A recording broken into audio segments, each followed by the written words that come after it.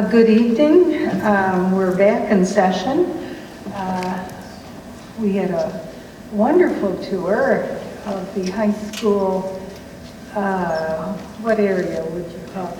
Technology, is that? That was fascinating and exciting to see. So we're back in session, and we need to, at this point, pledge the flag, which we did not do earlier. Please stand. I pledge allegiance to the flag of the United States of America and to the republic for which it stands, one nation, under God, indivisible, with liberty and justice for all.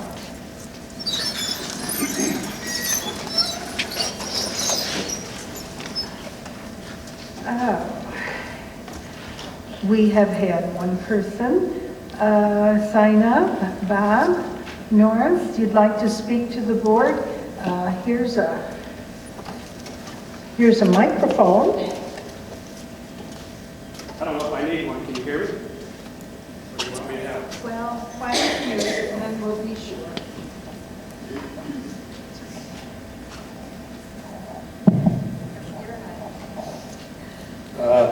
About 5 minutes is the time I have? Yeah. Okay, so set a timer. So I have two issues to bring forth tonight. One is, they're separate issues. One is called Article 32. It is in the union contract. It addresses coaching compensation.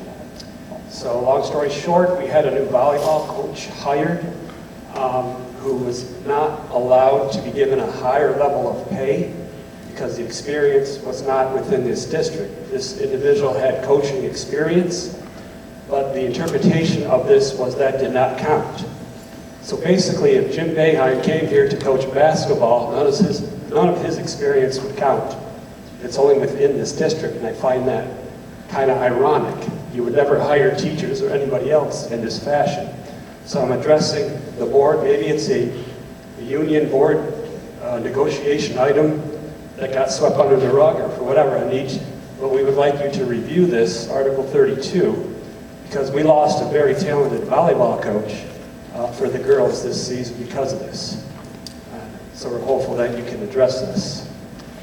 My second issue is the use of facilities process for outsiders. So for non-scholastic events, there is a process in place to use facilities.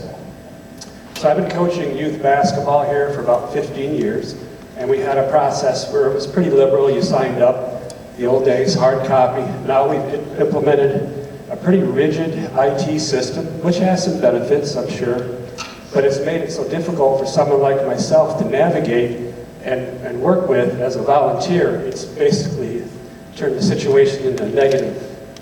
So what I'm suggesting is the school district does need a system to allow the facilities, whether you're using this auditorium. In my case, it's the gym at North Rose-Wolcott Elementary. But if I need to change a day, if I've reserved it for Tuesdays, that's the only day I'm allowed. So let's say the kids can't come Tuesday and I need it Wednesday. The system requires me to go in and have the whole system approved. So that's become very complex. I've been thrown out about 6 years ago because I tried to go in a day that I was not approved for, just because I needed to get kids ready for a game. So when you're a volunteer and not part of the scholastic system, you're an outsider. But when you're working with students, I don't think we should be considered outsiders. So someone like myself, there's many volunteers in this community, you need something in place, but we need something changed to give us a little bit more flexibility. Of course, if you didn't know me and I came out of the blue, you need to have a system in place that fully vets people out and knows there's no risk. But once we've been here or we're part of the community, we need to be recognized to have a little more flexibility. Maybe we need to sign something that says if you go there and someone else hasn't signed off, of course you can't use it. Don't use it on Christmas Day. Whatever conditions are necessary, we need something. Because we can't really run a program like this, and this is hurting our kids. We can't get them ready to play, and in this district, our lack of participation in extracurricular activities is really poor. Take a survey. And we all know that we need our kids doing extracurricular activities to perform higher in school. A busy kid is going to do better. So any system or procedure that makes me demotivated to volunteer is a problem. So I hope you'll address this use of facilities process. I'm not saying to abolish it, just find a way to give us a little more flexibility. And if I had more time, I could detail what I would do. But I'd like to stop now. Thank you. As you know, the board doesn't comment. The board listens during public access time, so thank you.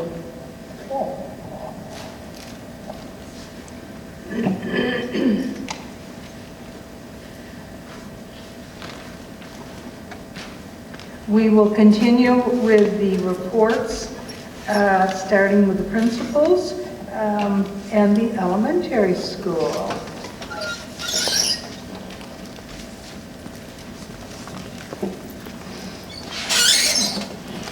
Good evening. Mrs. Petricola is not here this evening. She is at a literacy conference, so I will be speaking about our report today. I just finished my 7th week here as assistant principal, and I have enjoyed my time getting to know families and students and teachers.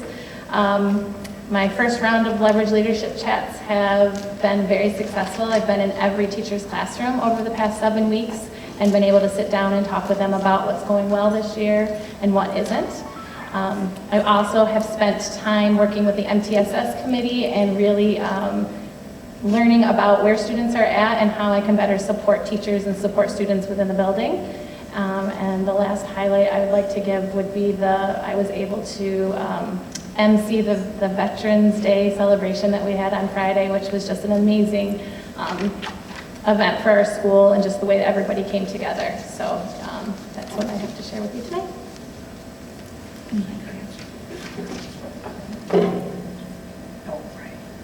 Any questions for Christy? We're glad you enjoyed your first days here. Thank you. Welcome.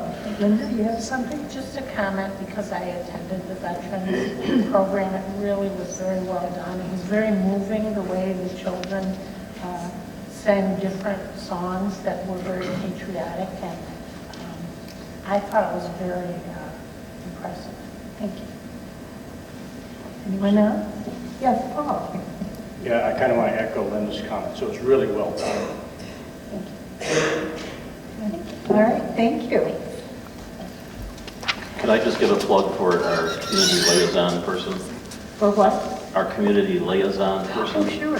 I was being a grandfather and picking up grandchildren, and I met her there, and she's done a wonderful job. I mean, I spoke with her, and she's creative and has great ideas, and I think a pat on the back for her. She's not just elementary, I'm sure, but, you know. Thank you, John. Now, I think middle school, Mark?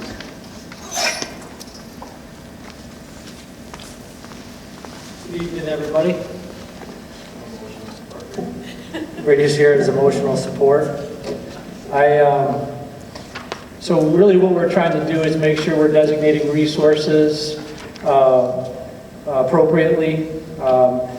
We have completed the first administration of Ames Web. We've noticed some gaps in student achievement in particular areas. So we're going back and looking at the Tier 1 core instruction and our whole system for providing support. Everything we do at Tiers 2 and 3 is based on the idea that students are not finding success at Tier 1. So we have to make sure that those things are part of our program at Tier 1 in order to properly address gaps at Tiers 2 and 3 with support staff and intervention teachers. Did anyone have any questions about our report this month? No, but I think this is our first time in having Brady here. Would that be correct? No. Or have you been here before? Yeah, I've been here. You've been here, but you weren't standing up with Mark. I don't believe so. At any rate, we're happy to have you as well. Yeah, Paul? I just wanted to say, Mark, that I really like the way that you're pursuing finding out the reasons behind where your students are. I was very impressed with your methodology. Thanks. Thank you, Mark. Thank you.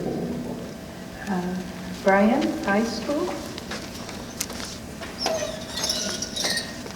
Good evening. The main item from our report this month is that we just finished our first round of interim assessments with the end of the quarter last week, and we have the results in, and our teachers will be meeting for an hour and a half tomorrow after school in department teams to review those results and develop action plans for improvement. So that's really where our focus is this week. Great. Anyone, questions? Brian or Matt? No? Okay, Thank you. thank you.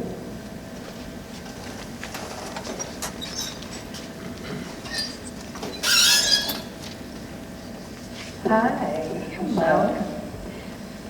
Kelly? So I just wanted to add to the compliance assurance plan that we also last week finished up 3 CSE meetings, and we discussed the need for the behavior intervention plan. So that's the next step of that plan. Those will be in place and then monitored regularly. Some will be monitored every 2 weeks, 4 weeks, 8 weeks, depending on the student. And those were all based off the function-based assessments. And then I just wanted to note also, if you want to mark this in your calendars, the Special Olympics date has been selected. It's going to be May 15th, and we're going to have it at SOTUS this year. Do you have any questions? Well, we're sorry Special Olympics aren't here again because everyone did such a wonderful job with them before, but it's good to have a rest. Yes. And it's good it's so close by. Yeah. Any questions? All right, thank you very much. Okay, here comes Mrs. Roberts-Grant. Good evening. Some highlights from the athletic department from the fall. We had some excellent results as Ryan King, for the second year in a row, not only placed in the cross-country championships for sectionals, but he placed first. So he will be running in Plattsburgh this weekend for the state competition, the state championships, so we're really excited about that. Anna Mae Humbert in tennis placed second in sectionals this year. Very close loss in the championship round, but she played excellent. She went to the state qualifiers and won her first round there. And both of our volleyball teams made the semifinals for their sectional competitions. The girls were ranked 2 and the boys were ranked 3, and both made it to the semifinals, which was wonderful. Winter sports started today at the high school, so we're excited about that. And Red Creek has asked for a merger for varsity boys basketball. They did not have enough players to host a varsity boys basketball team, so we would have them join our varsity team, and we have 3 players that are interested in joining our team, so we're excited about that. Did they make it over today in the snow? Yes, they did. They all 3 of them were here today, yes. Good. Did anyone have any questions? How many do we have in our boys basketball team? There are 18 boys trying out as of today. So we'll have a JV team too? Correct. Whoa, Yes. that's tremendous. Great. That's absolutely tremendous. I thought you've gotten great press through, I know the Finger Lakes Times, some pictures of volleyball, and it's just been very, very good. Great. Thank you. Thank you. Thank you. Bridget? Community schools?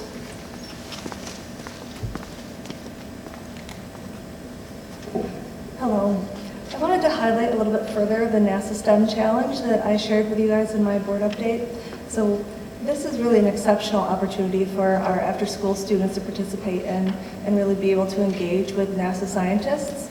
So as a former science teacher, I've been able to work a lot with engineering and STEM challenges, but this is probably one of the most masterfully developed experiences that I've ever been a part of. And it's something that our 3rd and 4th grade students really get to be immersed into the process of engineering and design, and through that process they'll be able to work with NASA scientists.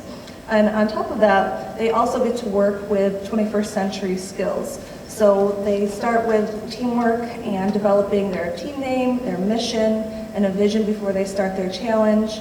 And then after they've been introduced to their challenge and their constraints, they each go through the process of developing what they think is the appropriate way to meet that challenge individually.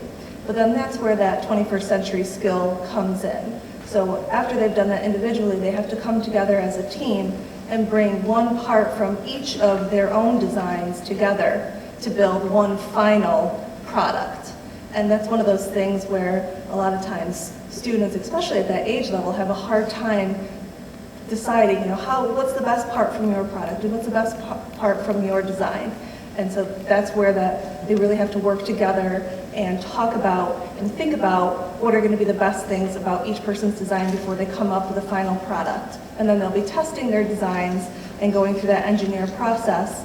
And after they've gone through that part of their design, that's when they'll be going and having an interview with the NASA scientists to talk about the design process, looking at the designs they've come up with, and thinking about how could they improve their designs. Ultimately, what they'll be doing is recording their process from start to finish and sharing that with other schools around the state and around the country to compete in the process to see who came up with the ultimate, what's the word I'm looking for, the ultimate design for whatever the challenge was that they were participating in. So we'll be looking for that in April. And it'll be an online submission and a live online submission for that.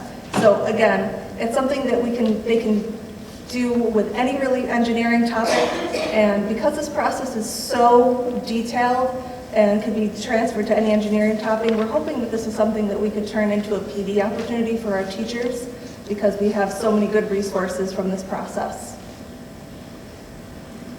For those of you who don't exactly know what they're doing, the competition is to design a drag device that can help a Mars rover land safely on the surface.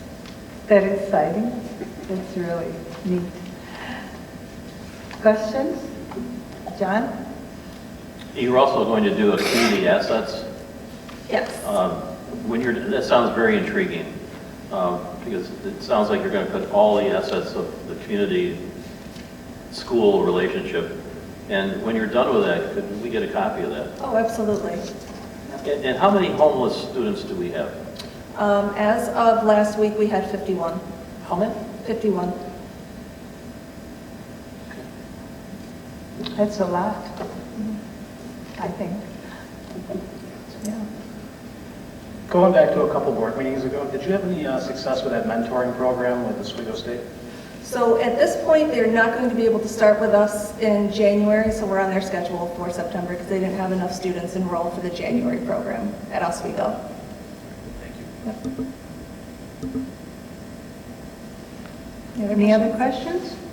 All right, thank you very much. Next is Kennedy Jones, our student board member. Please welcome. Good evening, everybody. I would like to first begin by apologizing for my lack of attendance to board meetings. My volleyball season only just wrapped up last Wednesday, so that was very time-consuming for me. So a student body update. As Ms. Roberts-Grant said, winter sports practice began today. These sports include basketball, swimming, indoor track, and cheerleading. Rehearsal for the spring musical also began today. The show is Little Women. The show dates are February 28th, 29th, and March 1st. The second quarter started today as interim assessments finished as of late last week. And finally, National Honor Society inductions occurred last week on Thursday. 14 new members will join the existing 16 members in NHS.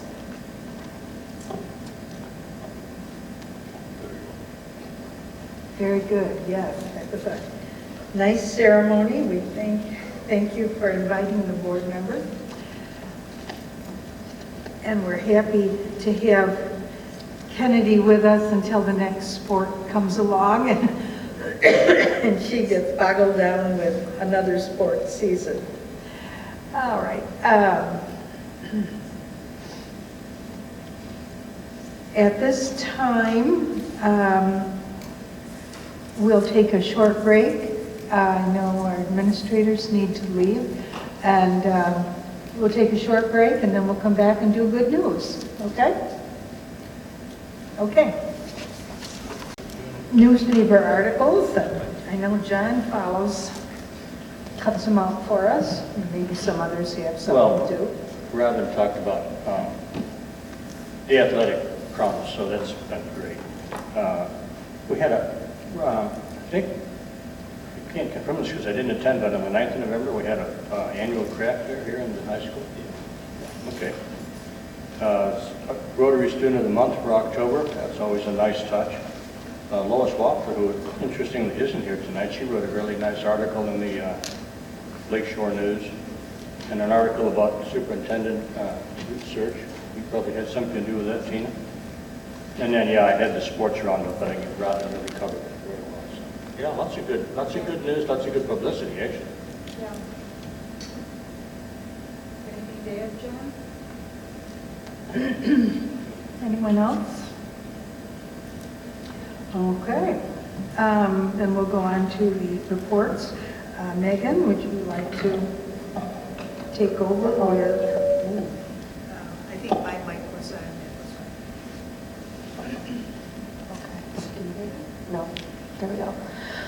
So I just wanted to highlight that tomorrow we are doing our personalized learning walks across the district. We're going into classrooms about every 15 minutes with a few breaks in there, from kindergarten all the way up to 12th grade. And what we do is go in teams of 5 or 6 staff members who've been trained in personalized learning, and we just take note of different aspects of personalized learning that we're seeing within the classrooms. Then we're going to take that data, and next week at BOCES we have a full day where we get to learn some more things to turnkey to the teachers, but then also look at our data and see how fully implemented we are across the district, but then also by building, so we can make action plans of what professional development teachers might need in specific areas, and really how to move the movement forward. And we're really interested in looking at what the impact of having the Chromebooks in the classroom has done to our instruction, because we want to make sure we're not leaning too heavily on those, but yet they're just kind of a piece of what we're doing. So we'll be looking closely at that as well. Did you have any questions about the rest of my report?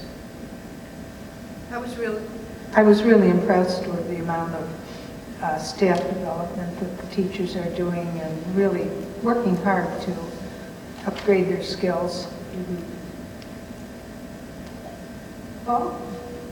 Yeah, Megan, it also seemed to me like reading through the administrators' reports that they're embracing personalized learning. I mean, everyone's kind of pulling on the same rope, so yeah, good for you. Thank you. Did I read that you're anticipating doing a program for us on curriculum mapping? I am. I know it had been requested. I don't have a date yet when I'm doing it, but I'm having Leadership Council, my district leadership team, work on it with me so they can help present. So you can really hear from the teachers themselves of why it's a useful process for them, and really what they go through to create those. It's a critical part of what we give to students in the classrooms. Poverty simulation. That was intriguing. Yeah. I know that you could probably go on for an hour about this, but can you just capsulize what was given to the teachers and what they had entertained? So it was really interesting. The gym was set up in groups of chairs where there was different families. When the teachers entered, they had to enter in groups of 4 or 5, and they were assigned family roles. And then around the outside of the gym, the perimeter, they were the different community services. So for instance, I worked for the mortgage company.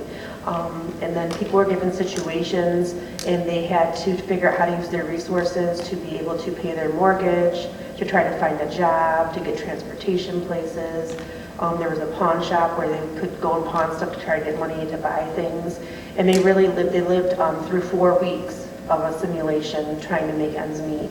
And it was really very interesting to see the responses of people. You know, some people it was very hard for them if they have actually lived it and, you know, come from poverty. And for other people it was very eye-opening that this is what our families actually go through. And one thing that I found interesting is I was going through and evicting people because they hadn't paid their mortgages, which was turning over the chairs. And people saw me coming, and they left their house and they doubled up with another family that had paid just so I couldn't evict them. And it really made me think, you know, this is, you know, why we have families that move around, and this is a reality for a lot of our families. So I really think it helped, you know, teachers who are coming, you know, from the middle class, trying to understand, you know, where everybody's coming from. It was a really good experience. A lot of people said they wish they could have done it for the whole day and just like kept, you know, working through it because it was so valuable. Great. So you've led me to a question, I'm sorry, but you mentioned transportation. Yeah. And I know we have bus driver shortages all the time. But what you mentioned prompted me to ask, do you think transportation is an issue with regard to parents in our district attending school functions? I think for, individual meetings, like CSE meetings, things like that, is not, because we do offer transportation to get them here for those specific things. For larger events that are specific just to them, I could see that being an obstacle. Okay, thank you. Thank you, Megan. And Bob?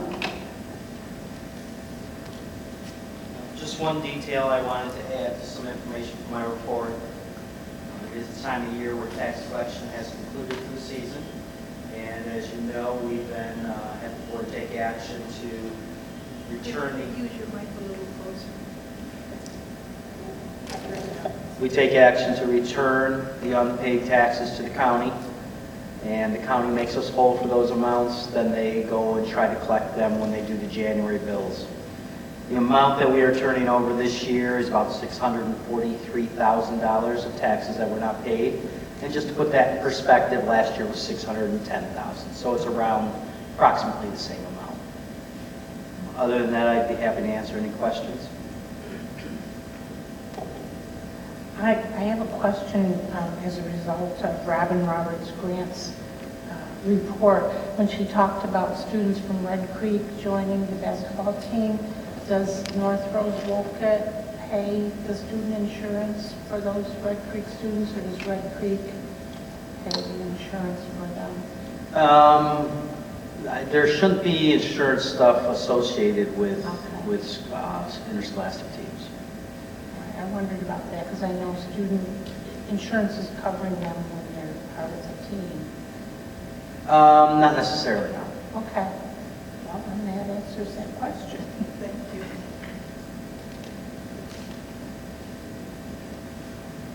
Other questions? Okay, thank you. Steve? I don't have anything to add, but I'd be happy to answer any questions if anyone has any.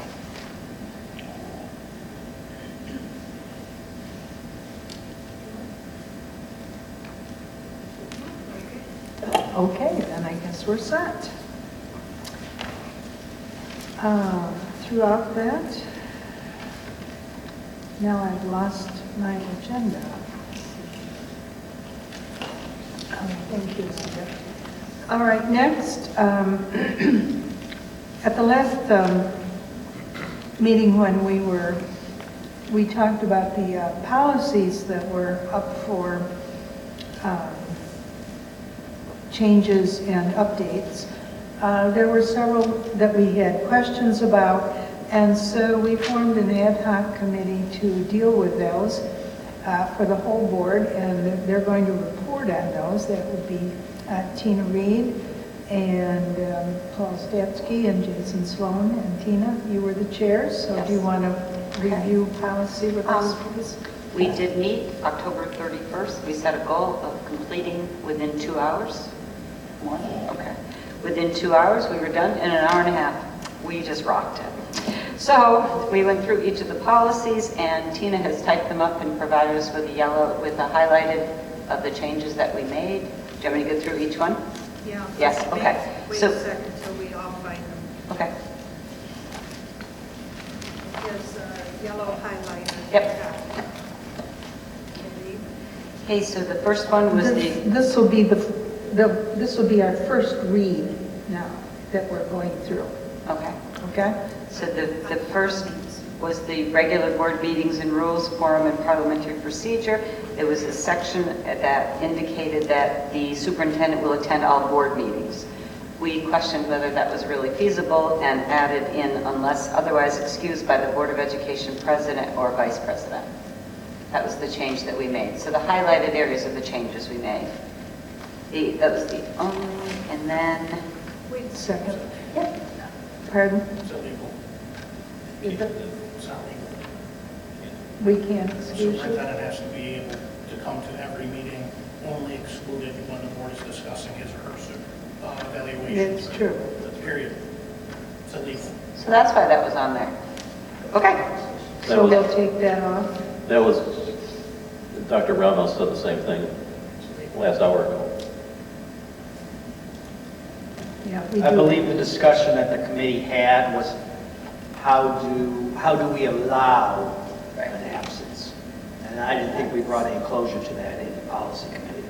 It wasn't, and then we were going to bring it to Erie and see what they said. That was just one of the things that we had concern So about. for example, if there was some reason the superintendent was unable to attend, could the board still hold a meeting? Right, if, you know, if the superintendent is ill or has, maybe he's attending a conference or something, that would certainly be an inexcusable reason. And that's what you were going for? Yes. Yes, I see. Okay.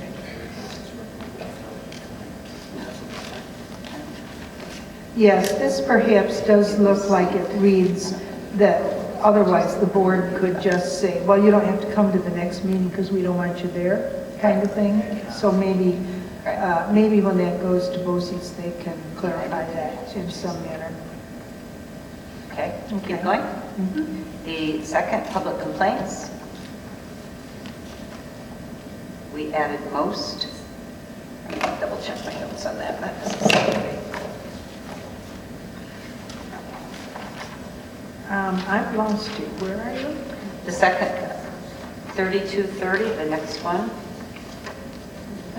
We did a possible change of word of more to most, where it says that the top complaints by citizens regarding any facet of the school operation often can be handled more satisfactorily. We changed it to most. I see, okay. And then on the next, the bottom paragraph of the same, it said the superintendent may not address anonymous complaints, and there was some concern voiced that, does that mean they can pick and choose which to address? And we had some concern there. So we were going to seek review through Tina was going to contact BOCES before we did anything with that one. And I sent everyone the results. Right. So we're covered there. So the guidance to, I guess, allow the superintendent to address anonymous complaints, that decision was made how? So the board feels that that's a good use of the superintendent's time to address anonymous complaints with no validation? I disagree. The conversation centered around the fact that if there was a complaint about the superintendent, then they could just dismiss that without ever bringing it public. Well, this doesn't have anything to do with complaints about the superintendent. It says the superintendent may not address anonymous complaints. It was an anonymous complaint where the concern was. Right. So a board member gets an anonymous complaint, forwards it to the superintendent, and it's the board's will that the superintendent spend time addressing that anonymous complaint. That's a frivolous and wasteful use of time for the superintendent. If a complaint is legitimate, it should be logged as such with appropriate contact information. Having a superintendent chase their tail on anonymous complaints does not serve the district. And if there's a reason that was in the policy from Erie BOCES, who does a policy for 500 school districts. And to strike that because you think the superintendent should run around and chase their tail on anonymous complaints, I think it's not a good idea. I think it's ill thought out. I have a feeling that it may, at this point, be a legality with anonymous. I know town supervisors don't respond to anonymous complaints. The policy gives many opportunities for people to bring complaints forward, legitimate, verifiable, or not verifiable complaints, to task your CSO with following up on unsigned complaints about witch hunts, about an employee, about this or about that, it's not a good use of their time. Yeah. Tina, what was the feedback from BOCES?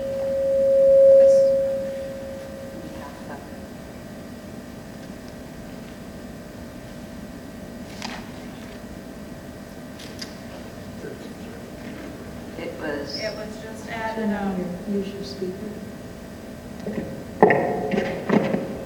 It was just added to confirm that the superintendent does not have to address anonymous complaints. It is discretionary.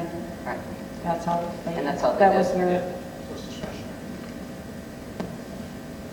It's not discretionary if you put it in your policy and say that it implies that if you strike that you are going to have the superintendent addressing anonymous complaints. I thought the focus of the conversation was more that it was discretionary for the superintendent. Doesn't say that. Okay. Well, it also didn't say that we wouldn't allow the superintendent to address them previously. It says he may not, which gives him or her the ultimate choice in whether or not they're going to address it.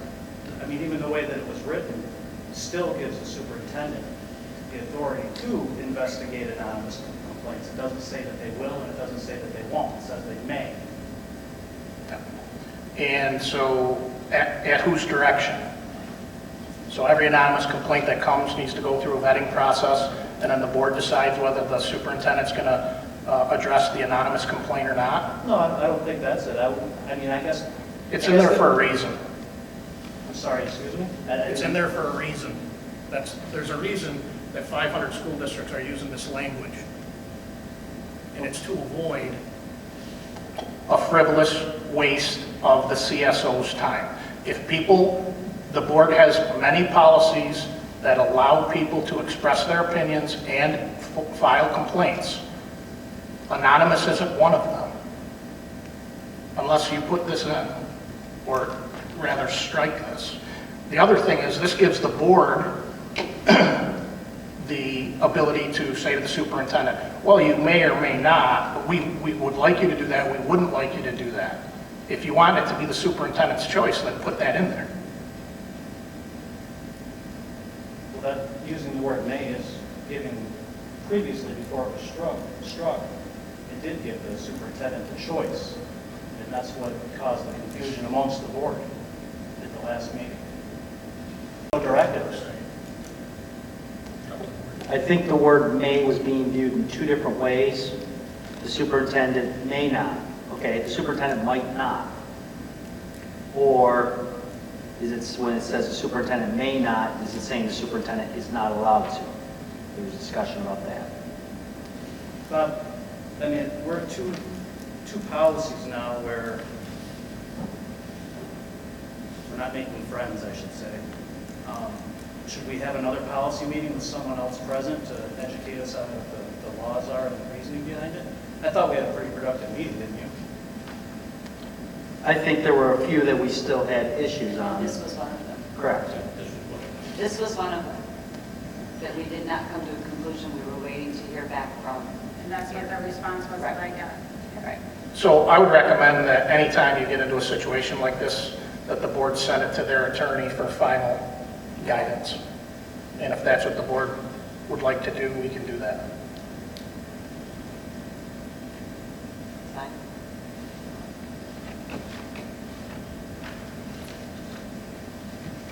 Do I hear? And then after the legal counsel gets back to us, it goes to you, the president, and then we'll discuss it from there. Yeah. I would vote no for this. You would what? I would vote no for this if we had to vote on it, for the changes. You would leave it as it is, as it was originally written? Correct. I'm never in favor of anybody answering anonymous complaints personally.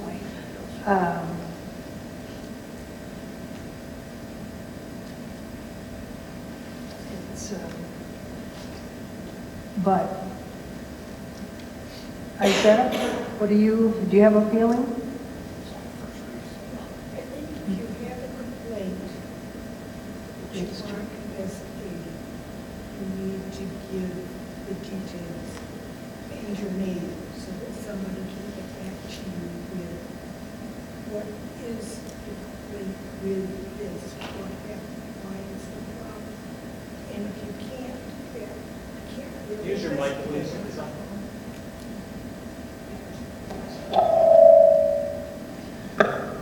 I think if you have a complaint that you want investigated, in order for that to be done completely and accurately, the person investigating it needs to be able to go back to you and say what specifically happened or what specifically is the problem that I need to investigate. If they can't do that, then I'm sorry, I can't investigate something if I don't know what the complete problem is, and I can't go both sides of it. Okay. So I don't agree with looking into anonymous. Okay. I will send those first two to the attorney for an opinion as well. Moving on, Tina. The next was use of facilities, materials, and equipment, and all visitors must comply with the district's code of conduct.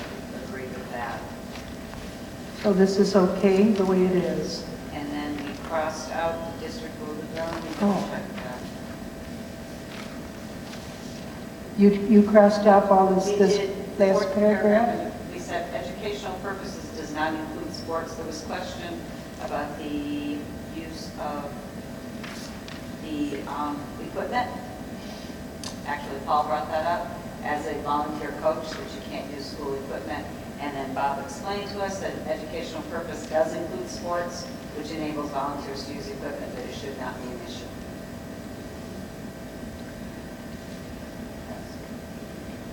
Okay. So,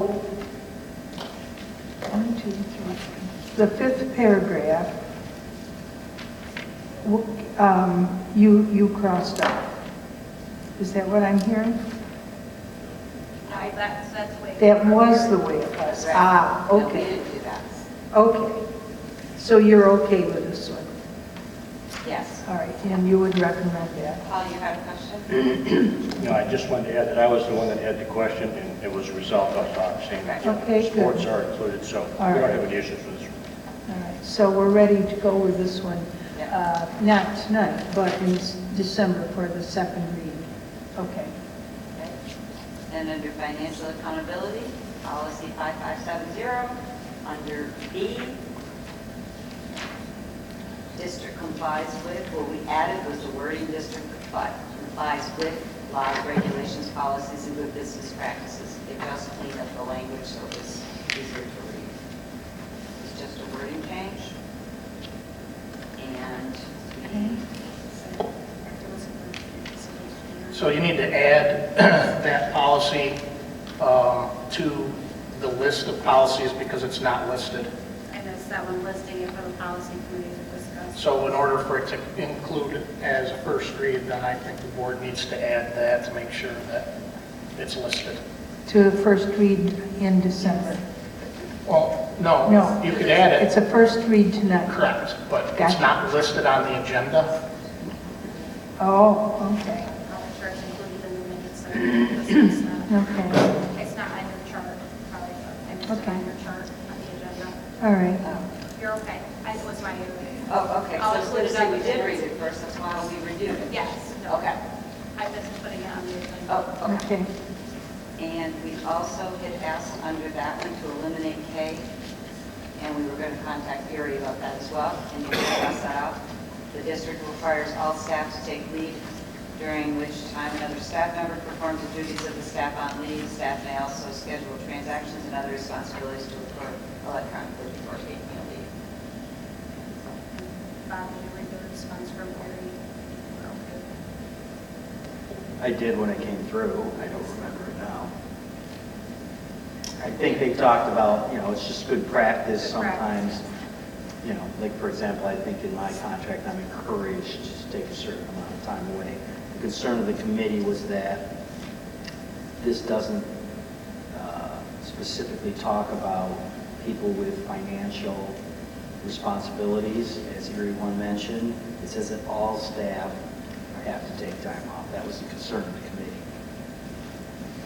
And it was also, our concern was whether somebody else could fill in or not and do the job. Correct. And fulfill all the Correct. requirements. Certain duties, Right. yes. There are other staff that cover them.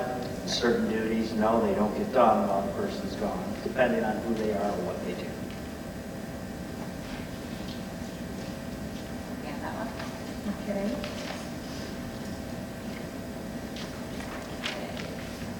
And then under drug and alcohol testing for school bus drivers. I have the back on financial accountability, this yellowed out here under the audit response. That was part of the original. That was the original. That was part of the Yes, original. that was Okay. us. Okay. So that's-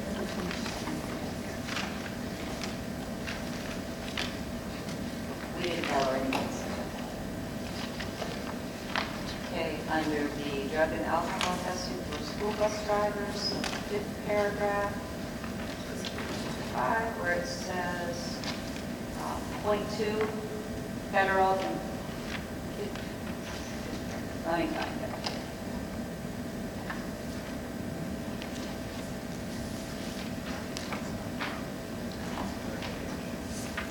Page 4.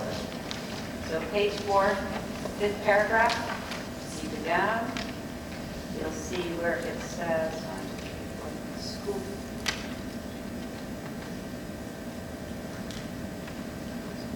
It was C, Tina, was it C? on page 4? Yep. C. Yeah, that's correct. Fifth paragraph. Okay.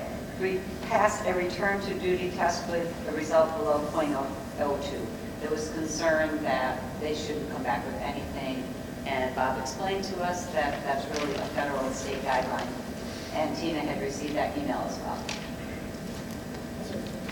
And point 2 basically is the degree of error in the tests, or .02. Okay, so that stays. So this is now approved for first read, would that be correct? We did have, we had discussed a lot of different concerns, but again, Bob helped us with that because he said most of our concerns were covered under the administrative guidelines, that some of the concerns we talked about, we really didn't need to be concerned with. Okay. Right? So tonight, we're approving 2. No. No. No, we're not moving any of those to the next meeting. These are the second readings. We're not moving any of these this meeting. The ones we just discussed for both first readings. Gotcha. Okay. All right. Thank you. Thank you, committee, and that completes the work of that committee. Well done. Thank you very much.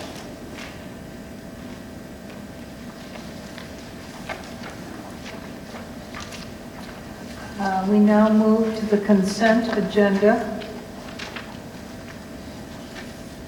Are there questions? No, first we need to put it on the floor. A motion, please, to approve items 6A through 6, I think, 15. So moved. No, wait a minute. Is it 6, I5? Yes, 6I5. Okay, that's what we're putting on. Linda, motion, and Izetta, second. All in favor? Motion carried. Consent agenda is now on the table. Questions, concerns? We discuss H. H. That would be on page 3. You already approved the agenda. Yeah, that's, see, we missed a step there, didn't we? She took the She said motion we- first, second, then you voted to approve consent. She said vote first and then discuss. Right. All reds.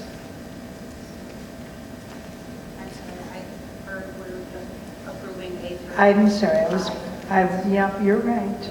You're right. But we still need to talk about it. Which one are we talking about? H. I'm sorry. I was thinking of the green sheets where we approve them and put them on. All right. All right, Jason? Do we know what, this referenced change order 57, do you know which time or what the outlay of change order 57 was? Yes, we do. It was $51,395. That was basically the removal of the slab and a lot of abatement done in there. And change order 58 is to then remove soil underneath the concrete and pour the new concrete. I vaguely remember the conversation we had with the contractor regarding this. Wasn't that change order, didn't that make us believe that that dollar amount would remedy the water issue in the locker room? I don't recall that one specific was supposed to take care of it all. I honestly don't know. Do you have copies of that 57? I do.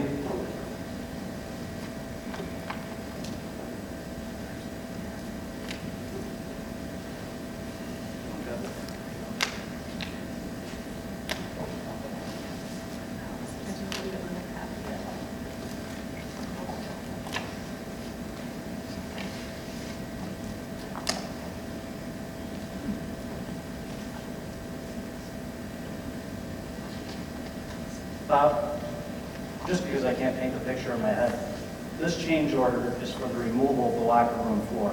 Correct. Wouldn't they be required to include a replacement of the floor? I mean, obviously, they weren't going to leave it empty forever. Was this supposed to include the replacement? No. No, this was for the removal. You remember this, we have a lot of issues, John can speak to it, with water underneath, and they spent quite a bit of time trying to figure out, so first of all, they had to remove it. What have we got down there? Then they discovered, yep, there's water, and I don't believe they ever fully got to the point of knowing 100% sure where the water's coming from, other than possibly could basically just be groundwater. So then they had to design, how are we going to deal with moving this water away? And that's what goes into the replacement. Steve, if I'm wrong on that, speak up. No, Bob, you're not wrong at all. As I outlined in the email I sent the board, I thought the first change order, they took the floor out and abated it. The second change order involved the engineering of a new solution along with a new floor. And further excavation, right? Yeah, they had to dig the dirt out. A lot. They had to excavate a lot more dirt in order to get down below the water table so that they could then redesign the engineering piece of it. And that's where the cost came in. Okay. This answers my question too. I wanted to make sure we were talking about the same floor that John talked about months ago that has been an issue in the middle school since how long? Decades and Okay. decades. Yeah, I was just, sharing, I guess, frustration that this was a known problem. It just seems to, But this would have all been figured into the final it was locker room renovation. At the last meeting, I think. One of the issues is, like any other project, so there's water in the basement. So they do a change order to take out more than what they originally said they were going to take out to actually unearth the actual issue. So then, okay, so that's the first change order. The second change order is their prescribed solution. Okay. All right. Were there any other questions about about the consent agenda before I got ahead of myself? All right, then we'll move on.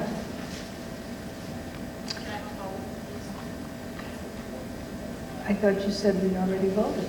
But then we discussed, so we should vote again, just to All right. proceed. All right. Then the motion was put on the floor by Linda and seconded by Izetta. All in favor of the consent agenda again? Motion carries. I've lost my Oh, here it is.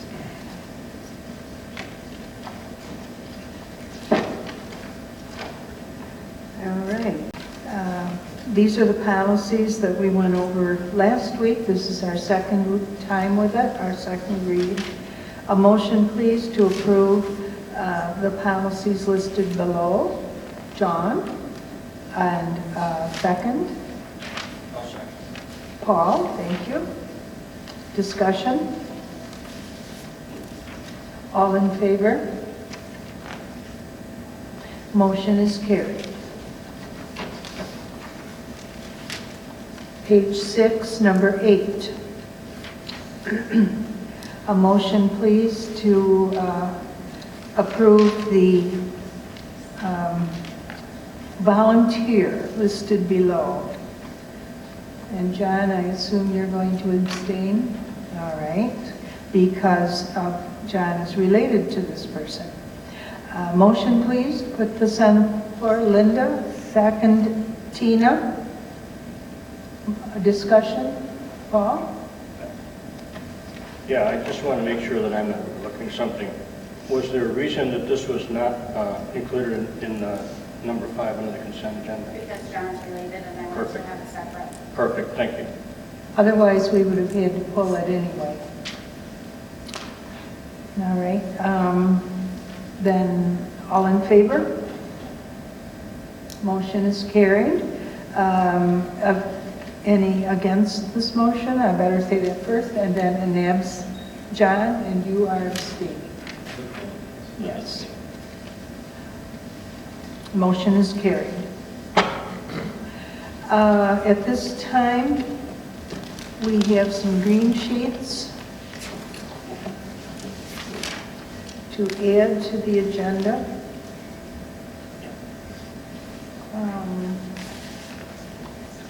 A motion to put the items on the agenda, please. Izetta and Paul. Discussion? All in favor of putting these items on the agenda? Just simply to put them on the agenda. All in favor? Motion is carried. Now, a motion to approve the items listed. And we can take them all at once.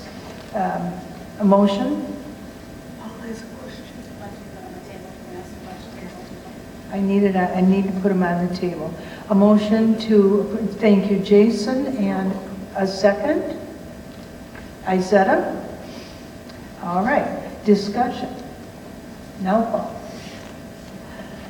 I just have a question. For like someone to work in the fitness center, do they also need a background investigation? They must go through full, and any employee in any capacity in New York State schools must go through the full fingerprinting process. Okay, good, thank you. Other questions? All right, all in favor of approving these to the agenda, these additions? All in favor? Motion is carried.